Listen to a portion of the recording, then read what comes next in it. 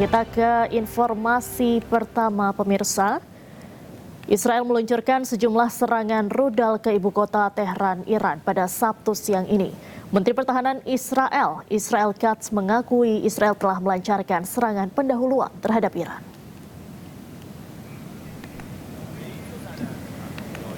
Rudal Israel dilaporkan menghancurkan jalan di daerah Jomhuri di Tehran, Iran. Nampak kepulan asap tebal menyelimuti langit Teheran. Militer Israel mengumumkan telah melancarkan serangan pendahuluan terhadap Iran untuk menghilangkan ancaman terhadap Israel. Usai serangan, Israel langsung menyatakan keadaan darurat di seluruh wilayah. Serangan tersebut dilakukan di tengah meningkatnya kehadiran militer Amerika Serikat selama lebih dari sepekan terakhir. Hingga kini belum ada pernyataan resmi dari pemerintah Iran.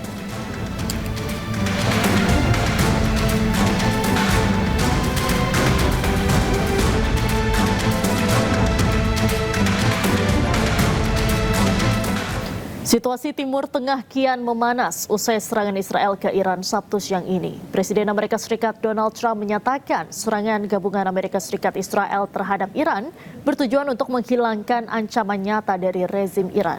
Pemerintah Iran dinilai secara langsung membahayakan rakyat Amerika Serikat.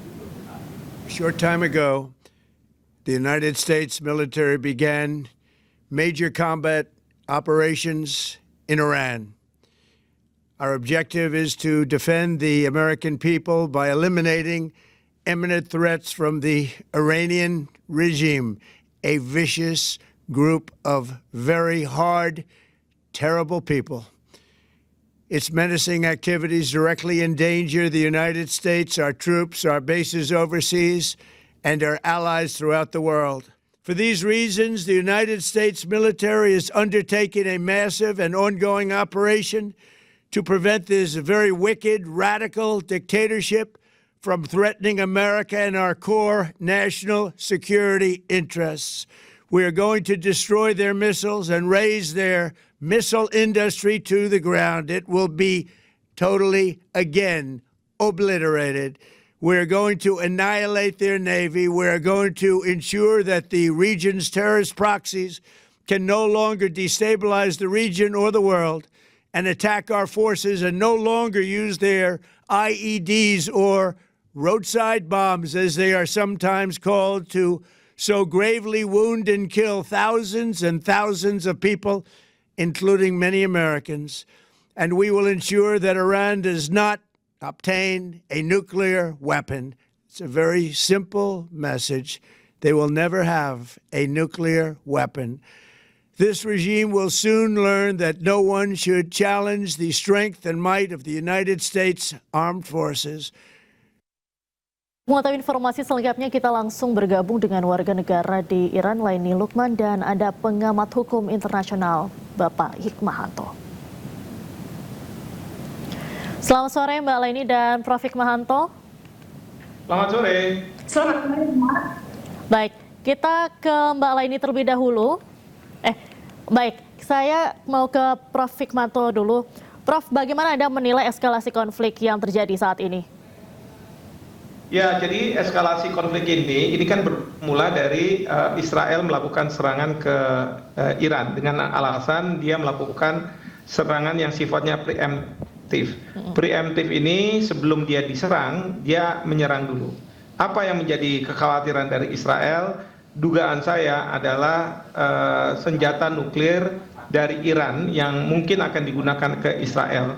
Tetapi sebenarnya Israel ini melakukan serangan atas restu, bahkan mungkin atas dorongan Amerika Serikat. Karena kita tahu bahwa Presiden Trump setelah gagalnya perunding antara Amerika Serikat dengan Iran, Presiden Trump ingin melakukan serangan ke Iran. Namun demikian, Presiden Trump mungkin merasa bahwa secara hukum internasional dia tidak memiliki basis yang kuat.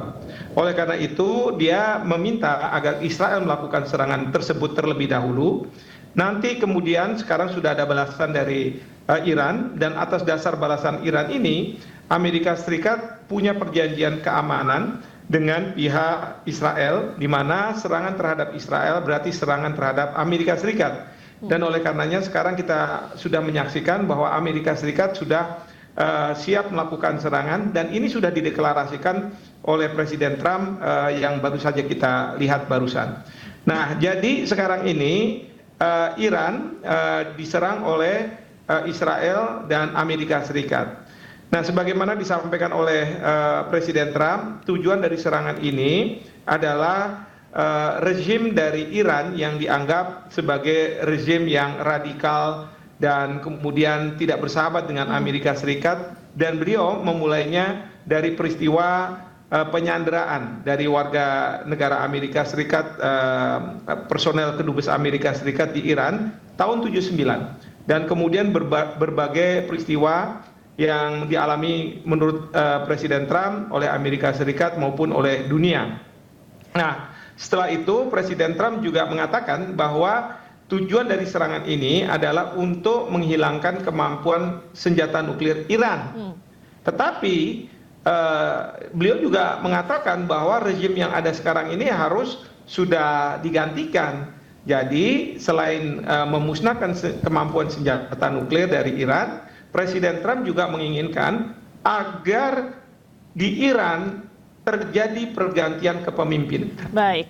Ini juga disampaikan oleh Presiden Trump kepada rakyat Iran untuk sekaranglah waktunya bagi rakyat Iran untuk mengambil tindakan agar mereka terbebas dari rezim yang sekarang ada. Baik. Nah, tentu ini tidak bisa diterima oleh Iran karena ini bertentangan dengan pasal 2 ayat 4 Piagam PBB yang mengatakan bahwa negara tidak boleh menggunakan kekerasan dalam hubungan internasionalnya, terlebih mencederai kedaulatan dari suatu negara. Seperti itu. Baik, Prof, Anda melihatnya ini kan Iran sudah melakukan serangan balasan. Ada juga serangan di Kuwait, kemudian juga terdengar di Bahrain, di Doha, Abu Dhabi, dan juga Riyadh. Apakah ini juga kemungkinan bisa memicu perang yang lebih luas, Prof? Betul sekali. Yang saya khawatirkan bahwa ini bisa memicu perang yang lebih luas. Meskipun mungkin target yang dilakukan Iran di berbagai kawasan di Timur Tengah adalah pada pangkalan-pangkalan militer Amerika Serikat. Karena bagi Iran penting adalah bagaimana melumpuhkan pangkalan-pangkalan Amerika Serikat, bahkan juga kapal-kapal induk yang sudah merapat di dekat Iran untuk bisa dilumpuhkan. Nah, ini yang sesuai dengan apa yang disampaikan oleh Ayatollah Khamenei bahwa mereka memiliki kemampuan untuk membuat kapal-kapal induk Amerika Serikat tenggelam. Di samping itu juga Iran sudah melakukan serangan ke Israel ya. Jadi nanti kita bisa lihat nanti seperti apa hasil dari serangan-serangan ini. Seperti Baik. itu. Kalau dari sekutu Iran yang paling dekat bisa dibilang dari Hizbullah kah atau juga mungkin dari Rusia maupun Cina, ini apakah kemungkinan akan terlibat, Prof? Kalau proksi, Hezbollah sudah mengatakan bahwa mereka tidak akan terlibat apabila Iran diserang. Tetapi kalau saya lihat pergerakan dari Rusia, di mana mereka sudah mengirim pesawat-pesawat militer berbadan besar, mungkin membawa logistik, sudah beberapa kali ada penerbangan dari Rusia ke Iran. Nah, kemungkinan besar Rusia akan berada di belakang Iran, tapi saya tidak tahu secara persisnya seperti apa. Tetapi kelihatannya seperti Rusia akan ada di belakang Iran, dan kemudian juga saya tidak tahu dengan Cina ya nantinya seperti apa. Nah, nanti kita harus lihat. Yang pasti adalah negara-negara sekutu Amerika Serikat. Saya tidak yakin bahwa mereka akan ada di belakang Amerika Serikat. Tidak seperti pada umumnya ya, kalau misalnya Amerika Serikat melakukan serangan, maka akan dibantu oleh sekutu. Karena ini berkaitan dengan hubungan yang kurang baik antara Amerika Serikat dengan negara-negara sekutu belakang ini. Misalnya saja Amerika Serikat Trump akan mengambil Greenland, Trump mengenakan tarif yang tidak realistis dengan Amerika Serikat, dengan Uni Eropa dan Eropa tentunya. Baik. Jadi hal-hal seperti itu yang membuat hubungan tidak baik. Baik, Prof, kita akan menyapa warga negara Indonesia di Iran terlebih dahulu. Ada Mbak Laini, selamat sore waktu Jakarta, Mbak Laini. Selamat sore Mbak Laini. Ya Mbak. Baik, Mbak Laini boleh diceritakan saat ini kondisi terkini Selamat sore waktu Jakarta. Baik, Mbak Laini boleh diceritakan bagaimana kondisi terkini di Iran saat ini? Ya, selamat sore, Mbak. Mbak Laini boleh diceritakan bagaimana kondisi di Teheran saat ini, Baik. seperti apa? Saat ini benar ada serangan tadi pagi, kebetulan Iya Mbak, silakan. ya, Silakan Mbak Laini. hari ini pada hari Sabtu merupakan hari kerjanya, hari pertamanya kerjanya masyarakat Iran tersebut.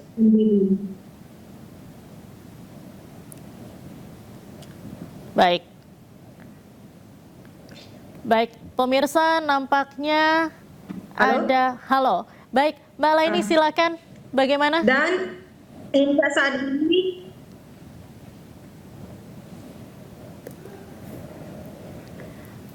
Baik, ya, kondisi saat ini di Iran dan di Teheran, kebetulan saya sendiri di Teheran, seperti biasa masih beraktivitas. Dan kebetulan hari ini merupakan hari Sabtu, hari pertamanya kerja bagi masyarakat Iran itu sendiri. Anda mendengar atau merasakan langsung saat serangan terjadi, Mbak?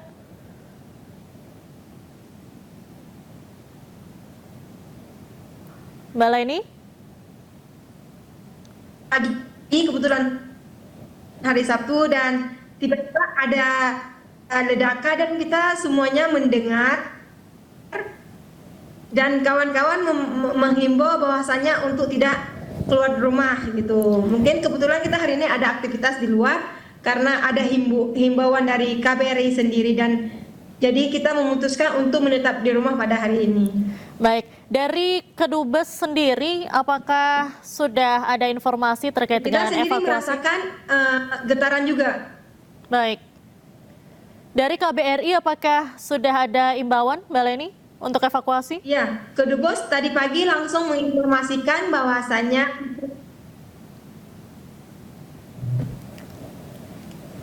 dari KBRI sendiri sudah menghimbaukan untuk masyarakat warga Indonesia yang berada di Iran agar tidak keluar dari tempat tinggalnya dan menjauhkan tempat yang ada memungkinkan terjadi ledakan tersebut. Baik, baik. Terima kasih, Mbak Leni. Dan juga mengimbau agar meninggalkan tempat-tempat yang ada keramaian. Baik, terima kasih Mbak Leni melaporkan langsung dari Teheran, Iran. Saya akan kembali ke Prof. Hikmahanto. Prof, apakah evakuasi terhadap warga negara Indonesia di Iran saat ini perlu? Menurut saya sudah sangat perlu ya, karena memang serangan dari Israel yang saya dengar ke Teheran dan Isfahan itu ditujukan, kalau ke Isfahan itu ke instalasi nuklir, sementara kalau ke Teheran itu katanya serangannya itu ditujukan ke Kementerian Pertahanan, Kementerian Intelijen. Jadi intinya adalah ke wilayah-wilayah yang ada kaitan dengan militer. Nah, namun demikian, walaupun ini mungkin belum sampai ke rumah-rumah dan pertokoan dan lain sebagainya, yang mungkin kalau Israel melakukan, buktinya adalah ketika Israel menyerang Gaza, dia tidak melihat lagi siapapun bisa diserang. Nah, oleh karena itu saya setuju apabila KBRI sudah menghimbau kepada warga negara kita untuk sekarang ini mungkin masih tinggal di rumah masing-masing, tapi dalam waktu beberapa saat ke depan ini mungkin akan di-pull di kedutaan besar di Teheran, lalu nanti dari sini akan biasanya dibawa ke negara ketiga yang lebih aman. Jadi proses evakuasinya mungkin tidak langsung ke Indonesia, tapi ke negara ketiga yang lebih aman, lalu baru kemudian mungkin kembali ke Indonesia. Tetapi yang pasti bahwa kedutaan besar punya standar protokol dalam situasi seperti ini, bagaimana harus menyelamatkan warga negara Indonesia. Demikian. Baik, terima kasih Profesor Hikmahanto Juwana sudah bergabung dengan Ayu Sore, dan juga sebelumnya ada Mbak Laini, warga negara Indonesia yang berada di Teheran, Iran. Salam sehat selalu, Prof. Terima kasih, salam sehat selalu. Pemirsa, ketegangan antara Israel dan Iran terus menjadi sorotan dalam dinamika geopolitik global. Lantas bagaimana perbandingan kekuatan keduanya? Berdasarkan laporan Global Firepower 2025, Iran menempati posisi ke-16 dalam daftar kekuatan militer dunia. Sementara Israel di posisi ke-15, satu peringkat lebih unggul dibandingkan Iran. Dari segi personel aktif, Iran memiliki sebanyak 610.000 personel, sementara Israel memiliki 170.000 personel aktif. Iran memiliki 350.000 personel cadangan, sementara Israel memiliki 465.000 personel cadangan. Iran memiliki sebanyak 220.000 paramiliter, sementara Israel punya 35.000 paramiliter. Dari segi anggaran, pemirsa, Iran memiliki anggaran sebesar 15 miliar dolar Amerika Serikat, sementara Israel memiliki anggaran 2 kali lipatnya dari Iran, yaitu sebesar 31 miliar dolar AS. Kemudian dari segi kekuatan udara, Iran memiliki sebanyak 551 pesawat, sementara Israel 611 pesawat. Selanjutnya, pemirsa, Iran memiliki sebanyak 13 unit helikopter, sementara Israel punya 48 unit. Untuk kendaraan darat, Iran punya sebanyak 1.700 tank dan kurang lebih 65.000 kendaraan lapis baja. Sementara Israel 1.300 tank dan 35.000 kendaraan lapis baja. Dari segi kekuatan laut, Iran memiliki 101 kapal dan Israel 67 kapal. Kemudian dari segi senjata nuklir, Israel memiliki 90 hulu ledak, sementara Iran belum memiliki. Terkait perang cyber, keduanya sama-sama aktif.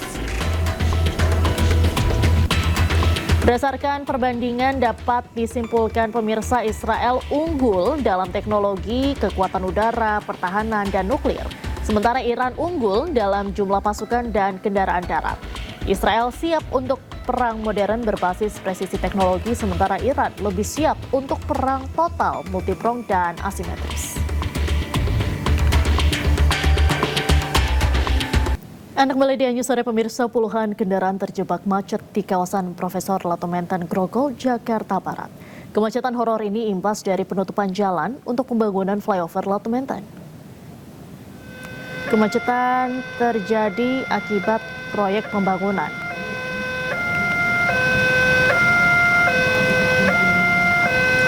Kemacetan terjadi akibat proyek pembangunan flyover sepanjang 380 meter yang berlangsung dari Januari hingga Desember 2026. Penyempitan jalan menjadi satu lajur dan penutupan akses putar balik menambah panjang antrian kendaraan. Keberadaan Jaklingko yang berhenti tepat setelah perlintasan kereta api juga menyebabkan penumpukan kendaraan. Menanggapi keluh kesah masyarakat, Gubernur Jakarta Pramono Anung sudah meminta Bina Marga untuk memperluas akses jalan.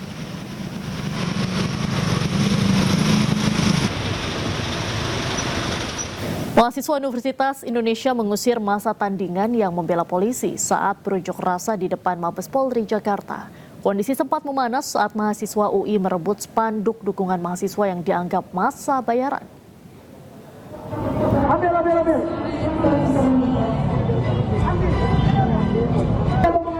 Itu adalah bentuk aspirasi kita. Akan melanggar hak undang-undang dasar kita. Kami punya hak undang-undang dasar, yaitu bebas untuk beraspirasi.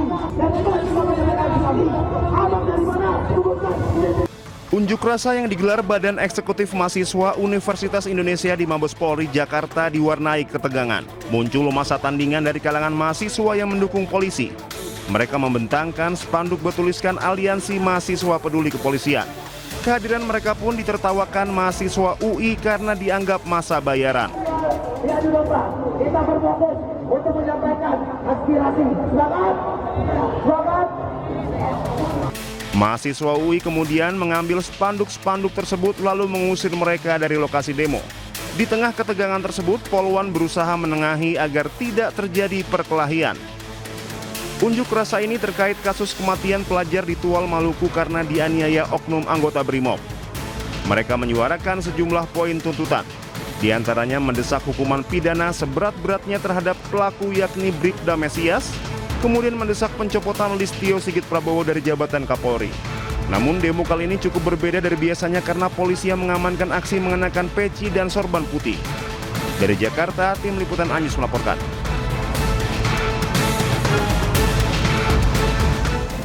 PDI Perjuangan ungkap anggaran program makan bergizi gratis yang memotong anggaran pendidikan. Pernyataan ini berdasarkan dokumen resmi negara yaitu Undang-Undang APBN dan Peraturan Presiden tentang rincian APBN. Kita harus secara penghitungan itu kan. Wakil Ketua Komisi 10 DPR RI fraksi PDIP, Maesti Wijayati memaparkan temuan ini untuk merespons pernyataan sejumlah pejabat pemerintah yang menyebut bahwa dana MPG berasal dari efisiensi dan bukan dari anggaran pendidikan. Esti menjelaskan klarifikasi ini disampaikan setelah banyak kader di daerah mempertanyakan informasi yang beredar di media massa dan media sosial. Senada dengan Esti, anggota Komisi 9 DPR RI, Adian Napitupulu menepis klaim yang menyebutkan bahwa anggaran MPG lahir dari hasil efisiensi. Di dalam lampiran presiden, di dalam lampiran APBN yang berupa peraturan presiden, itu juga secara jelas dinyatakan bahwa 769 triliun anggaran pendidikan itu diantaranya digunakan untuk MBG sebesar 223,5 triliun. Itu resmi di dalam buku lampiran APBN.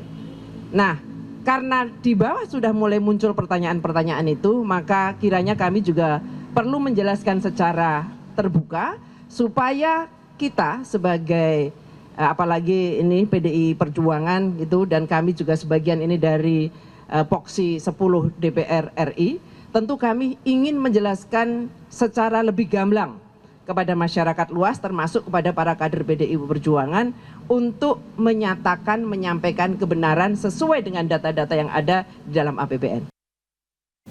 Sementara Sekretaris Kabinet Teddy Indrawijaya menegaskan program makan bergizi gratis atau MBG tidak mengurangi anggaran pendidikan. Pemerintah menyebut narasi MBG mengurangi dana pendidikan keliru dan tidak sesuai fakta. Saya ingin meluruskan pemahaman dan narasi yang keliru tentang apa. Jadi kemarin ada sedikit pihak yang menyampaikan bahwa program makan bergizi gratis itu mengurangi program dan anggaran pendidikan sehingga sekolah terbengkalai, kemudian guru-guru tidak diperhatikan. Oke ya. Jadi saya mau jawab itu narasi yang keliru. Ya. Jadi singkat cerita begini. Yang pertama, makan bergizi ini bertujuan untuk meningkatkan kualitas sumber daya manusia, dalam hal ini siswa dari PAUD, TK, SD, SMP, SMA dan setingkatnya untuk memperoleh pendidikan di sekolah. Oke. Kemudian anggaran pendidikan ini sudah disepakati bersama oleh DPR, pemerintah, termasuk Badan Anggaran DPR tahun lalu pada September kalau tidak salah untuk digunakan di 2026. Termasuk isi dan peruntukan dari anggaran pendidikan ini. Itu ya. Kita ke informasi selanjutnya, pemirsa. Memasuki pekan kedua Ramadan, stasiun Pasar Senen Jakarta terpantau ramai dengan mobilitas pemudik. 85% tiket kereta masa angkut Lebaran 2026 sudah habis terjual. Meskipun Lebaran terhitung masih 3 pekan lagi, antusias masyarakat melakukan perjalanan mudik sudah terlihat di stasiun Pasar Senen Jakarta. PT Kereta Api Indonesia Persero Daerah Operasi 1 Jakarta mencatat sebanyak 549.000 tiket telah terjual untuk periode angkutan Lebaran 2026. Diketahui KAI Daerah Operasional Jakarta menyediakan 645.000 tiket.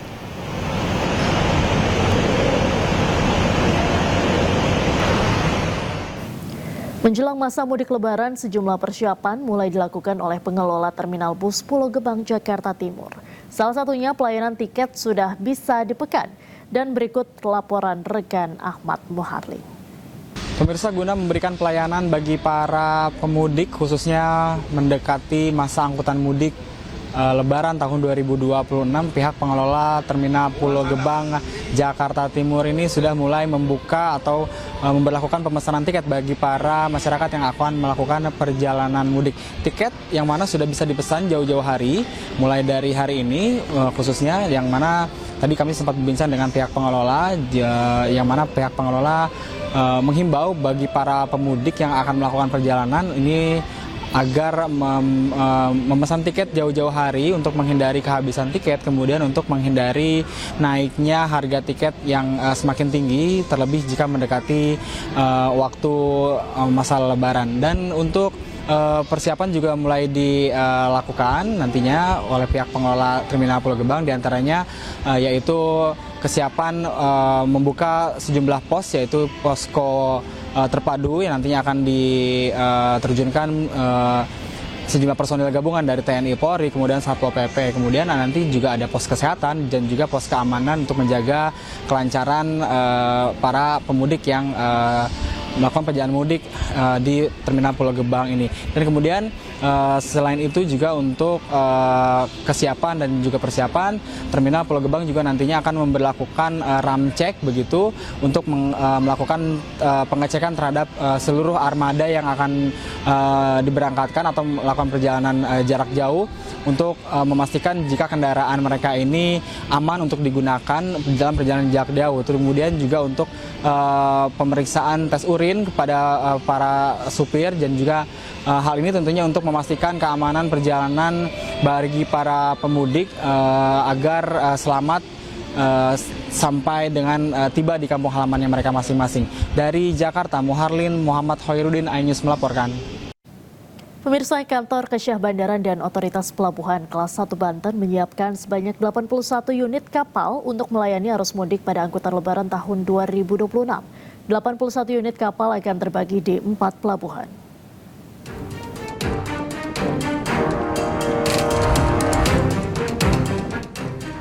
Direktorat Jenderal Perhubungan Laut pada kantor Kesyah Bandaran dan Otoritas Pelabuhan Kelas 1 Banten menyiapkan sebanyak 81 unit kapal Roro di lintas Merak Bakauheni maupun sebaliknya untuk melayani arus mudik pada angkutan Lebaran tahun 2026.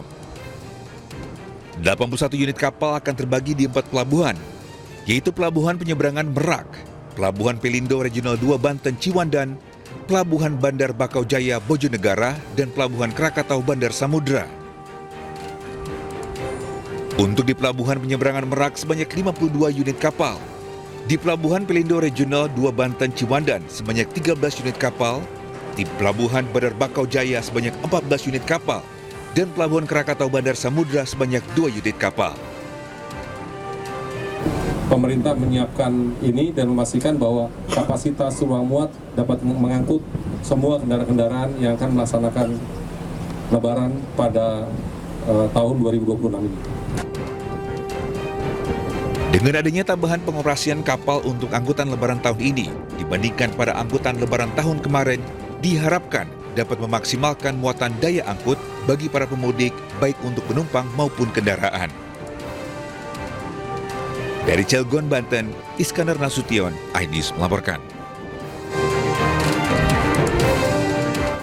Pekan kedua Ramadan, harga sayuran di sejumlah pasar tradisional di Jakarta naik. Sementara pedagang daging mulai keluhkan harga yang tidak kunjung turun. Harga sayur mayur seperti kol, kangkung, oyong, dan pare terpantau naik cukup signifikan. Kenaikan harga terjadi karena sejumlah daerah masih mengalami cuaca buruk, sehingga mempengaruhi hasil panen. Sementara itu, harga cabai yang sebelumnya naik kini berangsur normal. Adapun harga daging sapi dan telur ayam terpantau stabil.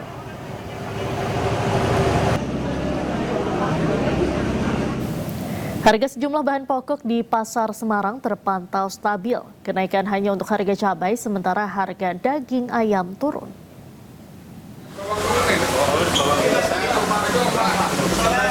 Direktur Utama Perum Bulog Ahmad Rizal Ramdhani pantau harga sembako di Pasar Johar dan Kanjengan Semarang. Pantauan harga pangan dilakukan untuk menjaga stabilitas harga dan ketersediaan bahan pangan. Apalagi jelang Lebaran nanti aktivitas belanja masyarakat meningkat. Dari pantauan yang dilakukan, harga komoditas seperti beras dan minyak goreng masih dalam koridor harga eceran tertinggi yang ditetapkan pemerintah. Kenaikan ada pada harga cabai merah dari Rp28.000 menjadi Rp32.000. Sementara harga daging ayam dari Rp40.000 turun menjadi Rp35.000 per kilogram. Pihak Bulog menyatakan meski harga sejumlah bahan pangan naik, namun harga sembako di Semarang masih terkendali. Dan Bulog akan terus memantau harga sembako secara berkala agar tetap terjaga jelang dan setelah Lebaran.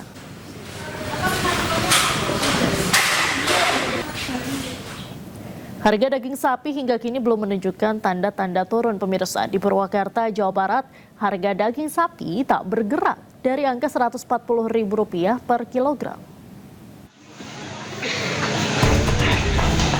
Harga daging sapi di sejumlah daerah hingga kini belum menunjukkan tanda-tanda turun. Di pasar tradisional Purwakarta, harga daging sapi dijual Rp140.000 per kilogram. Kenaikan harga daging sapi sudah terjadi bahkan sebelum memasuki bulan Ramadan. Akibatnya pendapatan pedagang mulai turun karena warga membatasi pembelian. Ya penyebabnya ini menjelang Ramadan kan biasanya naik, gitu. Banyak permintaan gitu? Ya banyak permintaan. Di pasar tradisional Kosambi, Kota Bandung, Jawa Barat, harga daging sapi lebih tinggi. Saat ini daging sapi kualitas super dijual seharga Rp160.000 hingga Rp170.000 per kilogram. Kenaikan harga daging sapi naik bertahap akibat pasokan yang berkurang. Kenaikan harga mengerus pendapatan pedagang karena membuatnya sepi pembeli. Dari Purwakarta, Jawa Barat, Irwan Saputra, iNews melaporkan. Pemirsa, berbuka puasa tidak lengkap rasanya tanpa menyantap takjil. Di Senayan Park terdapat tenda dengan banyak tenan menjual beraneka ragam makanan dari kuliner lokal hingga mancanegara. Tersedia makanan ringan sebagai takjil yang cocok disantap setelah seharian berpuasa dapat ditemukan di kawasan Senayan Park, Jakarta Pusat. Mulai dari gorengan hingga es buah yang manis ataupun es krim menjadi teman berbuka puasa sebelum menyantap makanan berat. Ataupun bagi penggemar makanan western, tersedia juga seperti spaghetti, chicken black pepper, dan chicken barbecue.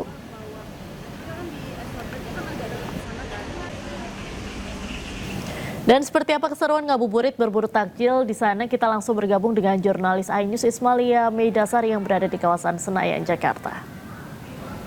Selamat sore, Ismalia, ada takjil apa saja nih yang dijajakan di sana?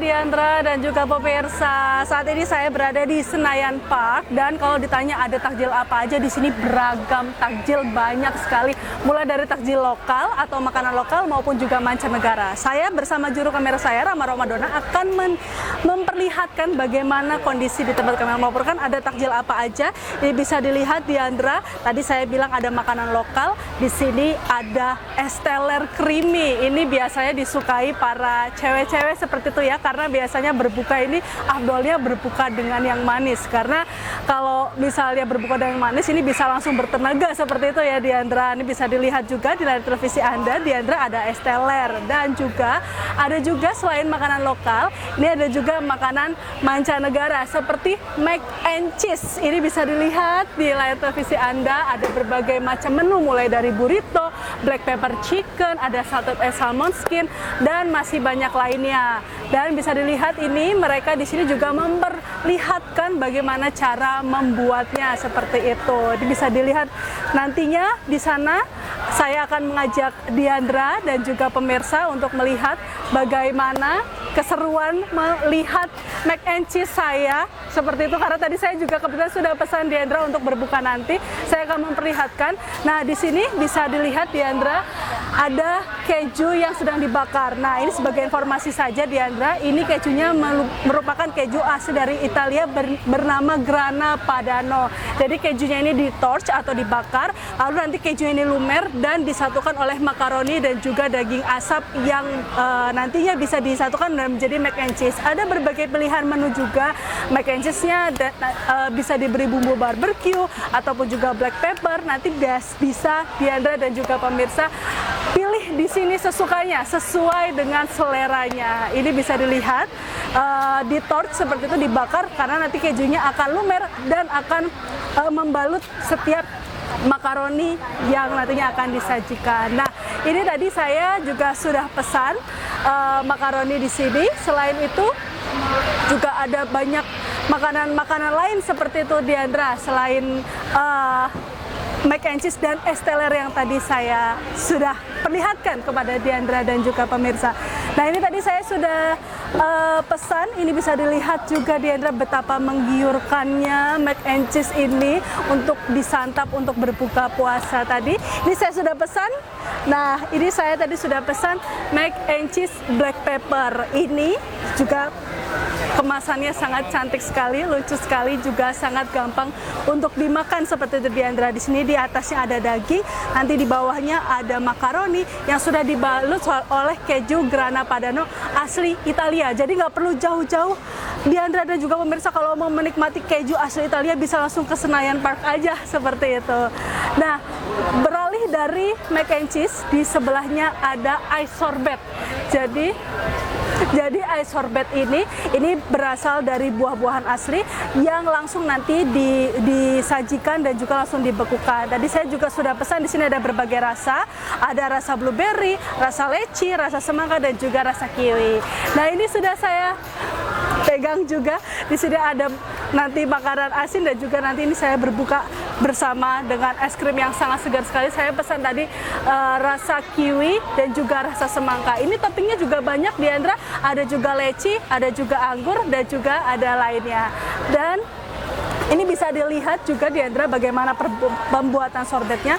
Ini nantinya buah-buahan akan di blender sampai halus, lalu nanti akan dimasukkan ke dalam mesin dan nanti akan dibekukan dan terus diputar seperti ini, Diandra, supaya tetap dingin dan tetap menyejukkan seperti itu, Diandra. Ini bisa dilihat untuk yang warna hijau, ini rasa kiwi. Untuk yang warna merah muda, ini rasa semangka. Yang warna putih ini rasa leci, dan yang warna ungu ini rasa blueberry. Jadi Diandra dan juga pemirsa bisa langsung pilih saja. Dan selain itu, di sini juga banyak sekali hidangan-hidangan yang lainnya yang bisa Diandra dan juga pemirsa nanti pilih sebagai menu berbuka puasa. Ya, selamat berbuka puasa dan menunaikan ibadah berbuka puasa, mulai dari kolak pisang, es buah, es cendol, gorengan, hingga jajanan kekinian tersedia di sepanjang jalan Kisamaun, Pasar Lama. Kawasan kuliner Pasar Lama juga menjadi tradisi tahunan warga Tangerang untuk ngabuburit sembari berburu ragam kuliner hingga yang sulit ditemui di hari biasa.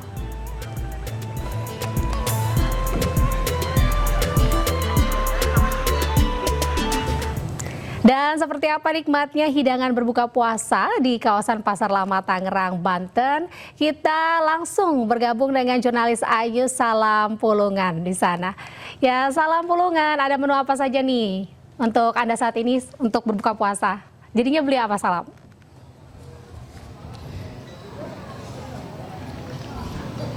Halo Anita dan juga pemirsa, betul sekali nih. Saat ini saya lagi ada di Pasar Lama Tangerang nih. Nah, di sini bisa dilihat ya di belakang saya, ini kemeriahan dari masyarakat untuk mulai menikmati sajian hidangan untuk menu berbuka puasa. Ini sudah sangat dinantikan nih. Nah, di sini tadi saya selama berburu makanan di sini ada banyak nih makanan yang sudah saya beli nih. Di sini ada dakochi atau sate khas Korea yang tadi sudah saya beli. Kemudian juga ada minuman es kuwut Bali, dan di sini ada dessertnya nih. Ini ada meal scrap yang lagi viral di media sosial nih. Kita langsung aja ya, Anita, untuk bisa langsung berbuka menu makanan di sini nih. Ada dakochi yang pertama untuk kita coba. Kita buka dulu ya, Anita.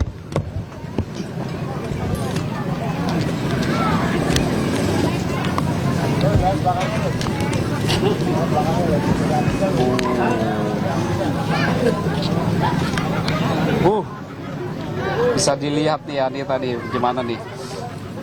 Ini, nah nih Anita, ini bisa dilihat ya. Panjang banget nih, kayaknya mungkin bisa lebih dari 30 cm nih untuk satenya sendiri nih, untuk dakochinya sendiri.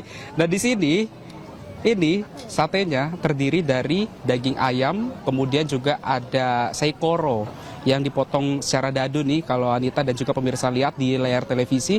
Dan juga ini ada yang segar-segarnya juga nih, ada tomat, ada bawang bombaynya juga. Jadi rasanya juga tadi sih saya pesennya yang pedas manis, jadi cocok banget nih untuk bisa dibuka buka puasa, untuk menu buka puasa saya pada hari ini nih. Kita langsung coba ya Anita. Bisa dilihat nih Anita panjangnya. Bismillahirrahmanirrahim.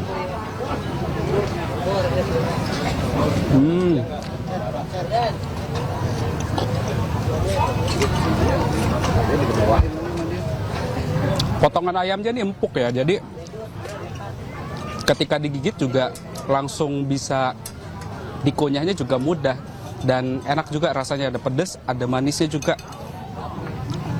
Ini tadi banyak banget diburu sama masyarakat di sini nih. Ini apalagi ini lagi viral juga ya di media sosial ya. Dakoche ini.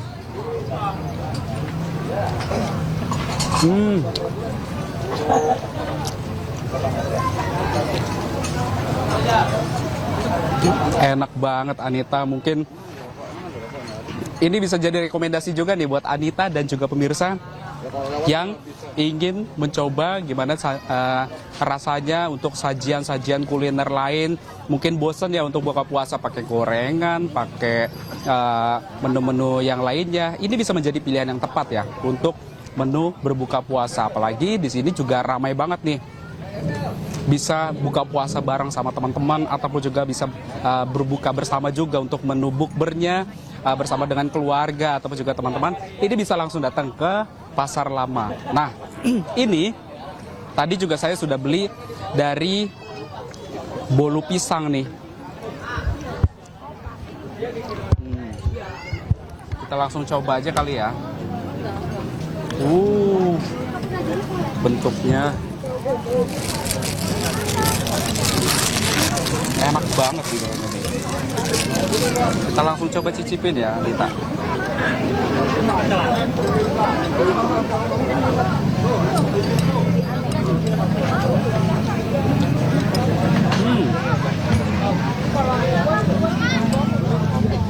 Anita, meskipun ini bolu pisang, tapi ini nggak meninggalkan rasa dari pisangnya sendiri. Ini masih berasa juga nih pisangnya. Jadi teksturnya ini lembut banget.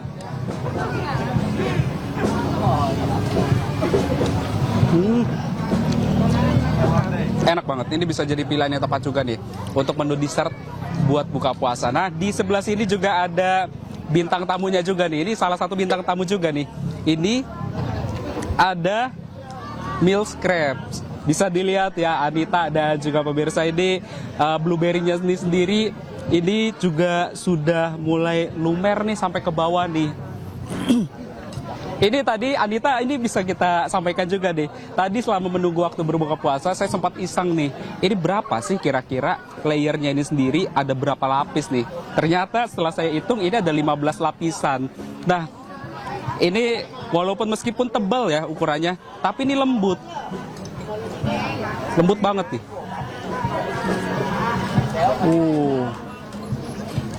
Nih Anita.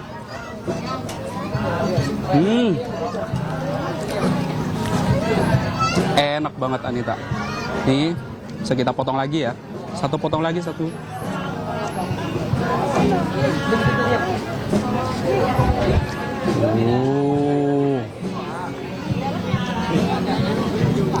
Blueberry-nya ini melimpah banget nih. Nih.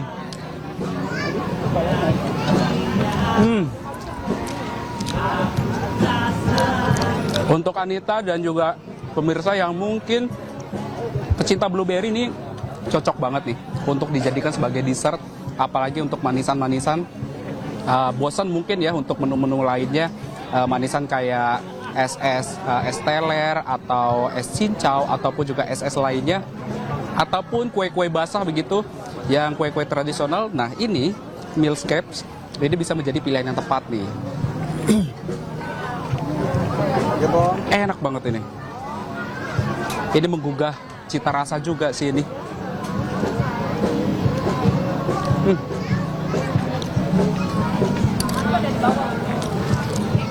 Nah nih ada satu lagi nih Anita.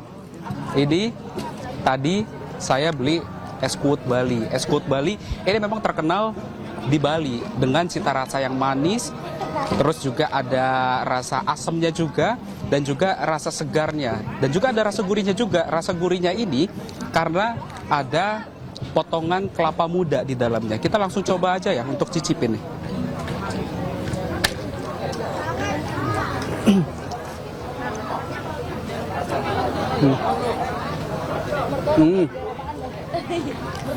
Bener-bener seger ya Anita.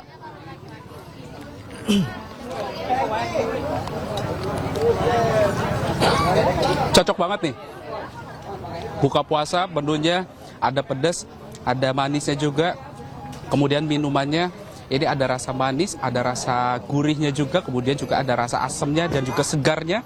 Ini cocok banget untuk dijadikan sebagai menu buka puasa. Nah di sini ini ramai banget nih dari masyarakat karena memang di hari biasa pun juga sudah ramai, tapi ditambah di masa bulan suci Ramadan ini makin ramai situasinya di Pasar Lama Tangerang ini, dan ini menjadi destinasi wisata juga nih untuk masyarakat untuk mulai ngabuburit atau menghabiskan waktu menjelang waktu berbuka puasa di Pasar Lama Tangerang. Karena di sini nggak cuma menu tradisionalnya saja seperti gorengan, kemudian juga ada es buah dan juga es teler begitu ya. Tapi di sini, ini di Pasar Lama Tangerang, ini banyak banget nih menu-menu sajian kuliner yang viral di media sosial.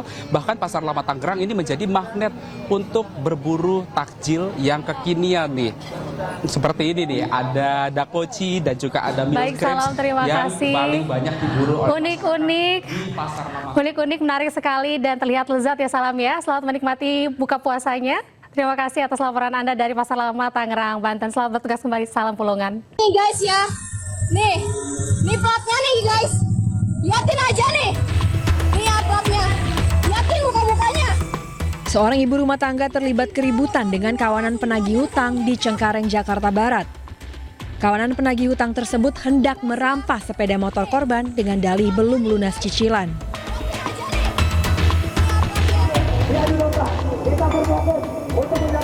Mahasiswa Universitas Indonesia mengusir masa tandingan yang membela polisi saat berunjuk rasa di depan Mabes Polri, Jakarta. Kondisi sempat memanas saat mahasiswa UI merebut spanduk dukungan mahasiswa yang dianggap massa bayaran. Puluhan kendaraan terjebak macet di kawasan Prof. Latu Menten, Grogol, Jakarta Barat. Kemacetan horor ini imbas dari penutupan jalan untuk pembangunan flyover Latu Menten.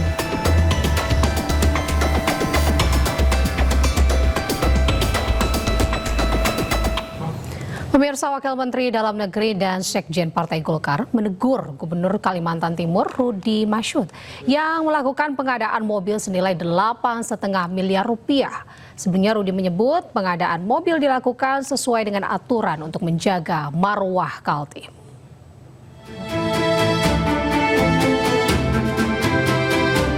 Wakil Menteri Dalam Negeri Bima Arya menegur Gubernur Kalimantan Timur Rudy Masyud yang melakukan pengadaan mobil senilai 8,5 miliar rupiah.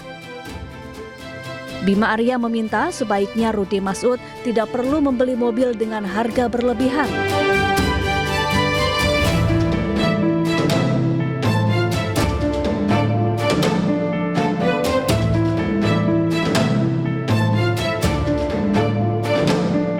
Apalagi di tengah kebijakan efisiensi anggaran.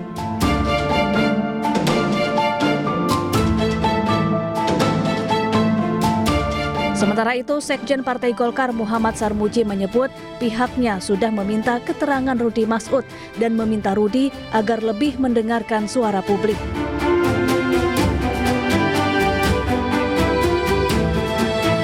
Gubernur Kaltim Rudy Masyud menegaskan hingga kini belum menggunakan kendaraan dinas milik Pemprov Kaltim.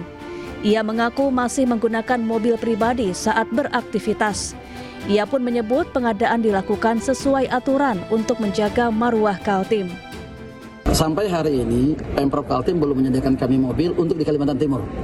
Jadi tidak ada mobilnya. Mobil yang ada hari ini adalah mobil pribadi kami pergunakan. Mobil kami tadi sayang tidak tampilkan di sini, hancur semuanya. Tapi nggak ada masalah. Ini untuk masyarakat Kalimantan Timur. Mobil Pemprov Kaltim itu baru tersedia yang ada di Jakarta.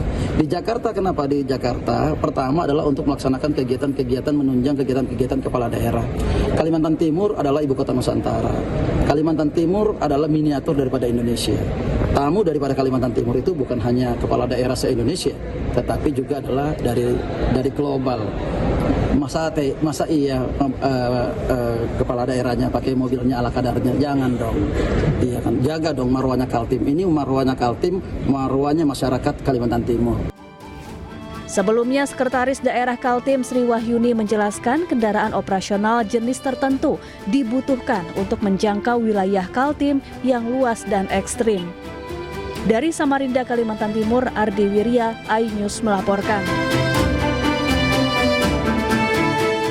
Sementara itu, pasca polemik pengadaan mobil dinas Gubernur Kalimantan Timur, Rudi Masyudin dan istrinya kini ikut menjadi sorotan publik.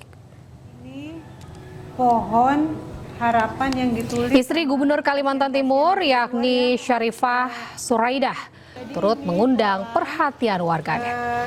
Syarifah kerap berpakaian nyentrik bergaya khas noni Belanda. Sebagian warganet menilai gaya berpakaian Syarifah termasuk unik dan merupakan kebebasan berekspresi. Namun tak sedikit juga yang menilai gaya tersebut berlebihan dan tidak sesuai untuk istri pejabat publik. Sekarang kita mau belanja di UMKM kita yang ada di Tara.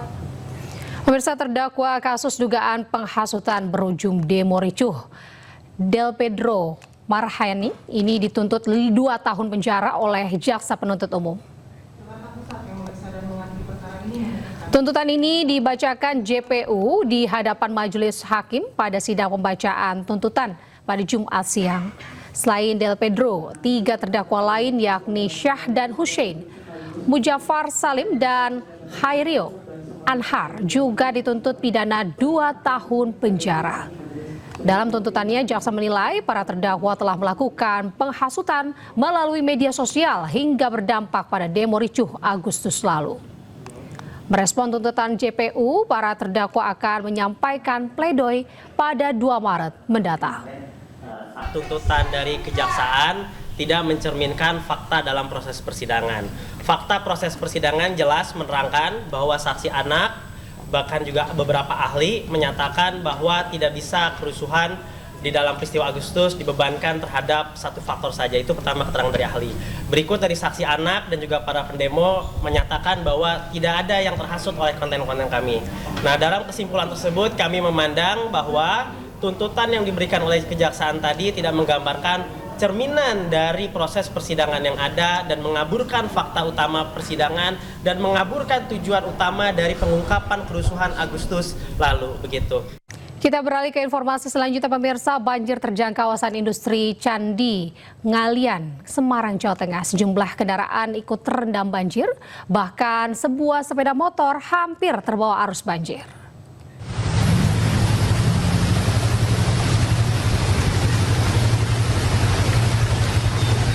Sebuah sepeda motor terseret arus ketika banjir bandang menerjang kawasan industri Candi Ngalian, Semarang, Jawa Tengah. Insiden terjadi di dekat kantor polisi kawasan tersebut. Beberapa warga berusaha menarik motor agar tidak terbawa arus lebih jauh. Beruntung motor tidak hanyut jauh dan berhasil diamankan pemiliknya.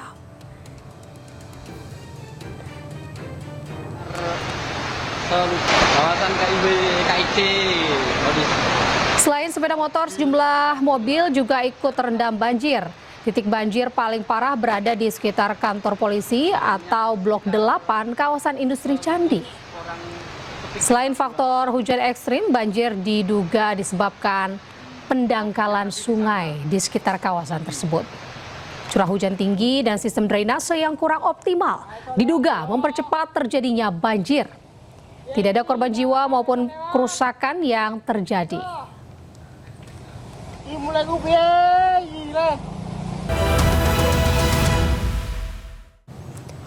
Pemirsa, Israel meluncurkan sejumlah serangan rudal ke ibu kota Teheran, Iran pada Sabtu siang. Menteri Pertahanan Israel, Katz, mengaku Israel telah melancarkan serangan pendahuluan terhadap Iran.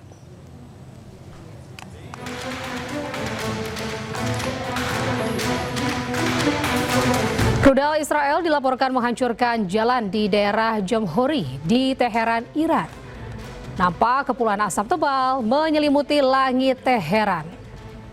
Militer Israel mengumumkan telah melancarkan serangan pendahuluan terhadap Iran untuk menghilangkan ancaman terhadap Israel.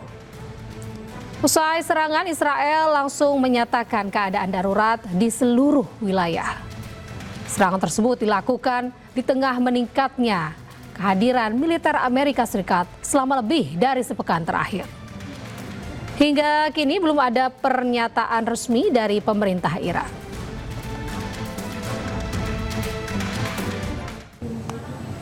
Situasi Timur Tengah kian memanas usai serangan Israel ke Iran Sabtu siang ini. Presiden Amerika Serikat Donald Trump menyatakan serangan gabungan AS Israel terhadap Iran ini bertujuan untuk menghilangkan ancaman nyata dari rezim Iran. Pemerintah Iran dinilai secara langsung membahayakan rakyat Amerika Serikat. A short time ago, the United States military began major combat operations in Iran. Our objective is to defend the American people by eliminating imminent threats from the Iranian regime, a vicious group of very hard, terrible people. Its menacing activities directly endanger the United States, our troops, our bases overseas, and our allies throughout the world. For these reasons, the United States military is undertaking a massive and ongoing operation to prevent this very wicked, radical dictatorship from threatening America and our core national security interests. We are going to destroy their missiles and raise their missile industry to the ground. It will be totally, again, obliterated. We're going to annihilate their Navy. We're going to ensure that the region's terrorist proxies can no longer destabilize the region or the world and attack our forces and no longer use their IEDs or roadside bombs, as they are sometimes called, to so gravely wound and kill thousands and thousands of people, including many Americans. And we will ensure that Iran does not obtain a nuclear weapon. It's a very simple message. They will never have a nuclear weapon. This regime will soon learn that no one should challenge the strength and might of the United States Armed Forces. Ketegangan antara Israel dan Iran terus menjadi sorotan dalam dinamika geopolitik global.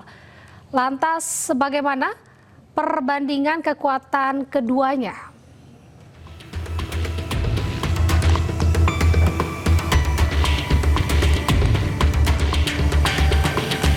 Iran memiliki sebanyak 13 unit helikopter, sementara Israel punya 48 unit.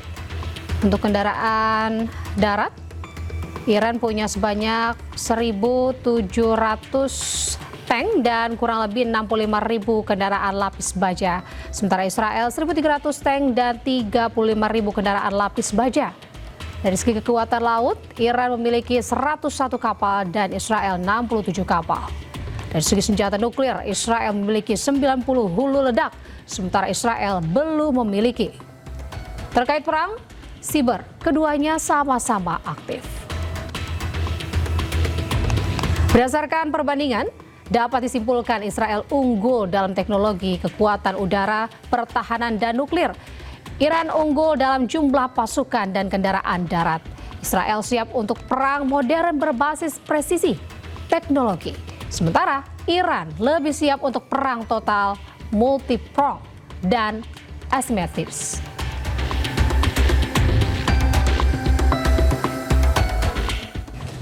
Di tengah bayang-bayang konflik yang belum usai, pemirsa, warga di kota Gaza menyalakan secercah cahaya di bulan suci Ramadan lewat hiburan tradisional bernama Spark Wire.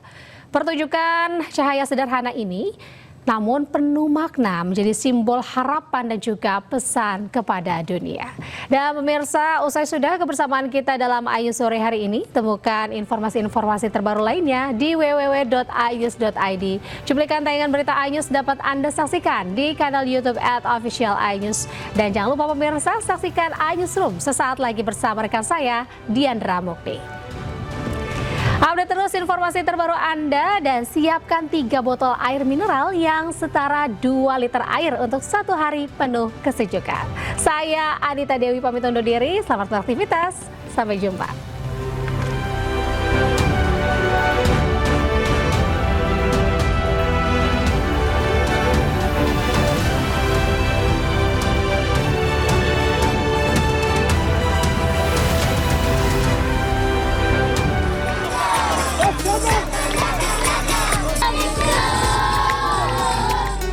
Suasana berbeda terlihat di kota Gaza saat waktu berbuka puasa Ramadan. Di tengah keterbatasan akibat konflik berkepanjangan, anak-anak dan keluarga berkumpul menikmati hiburan tradisional yang dikenal sebagai spark choir. Para penampil memutar wol baja hingga memercikan cahaya api ke udara, menciptakan pemandangan dramatis di malam hari. Kegiatan ini digelar oleh tim ARD Al-Mustal sebagai upaya menyebarkan kebahagiaan dan membangkitkan kembali semangat bulan suci Ramadan. سلك الجلي هذا عبارة عن لعبة احنا بنلعبها من زمان وبنحاول انه نفرغ عن نفسيتنا فيه. يعني ونفرغ عن نفسية الأطفال لأنه الأطفال بتحب الأجواء هذه، أجواء رمضان. Pertunjukan tersebut telah lama dimainkan dan menjadi cara sederhana untuk menghibur anak-anak yang tumbuh di tengah bayang-bayang perang. Sehingga mereka ingin menghadirkan cahaya dan harapan, serta menyampaikan pesan kepada dunia bahwa warga Gaza ingin